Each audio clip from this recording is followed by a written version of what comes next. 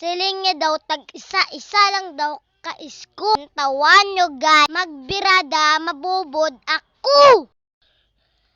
Guys, ay ako gapangakay gamba lang ako. Guys, badayon no nato nang aton nga pangbubod. Lapit na matapos guys kapamubod. Dundi gid masarad anaw. Mabalhin naman ta sa likod guys. Tara. Di maayo man ko magtirada ka manok guys. Kahit kung hindi, ihawon ta ni. Lantawan nyo guys kung pwede na maihaw. Anay kita sang isa ka scoop hatag naton sa manok guys para magdako-dako kag tapos iyawon naton guys.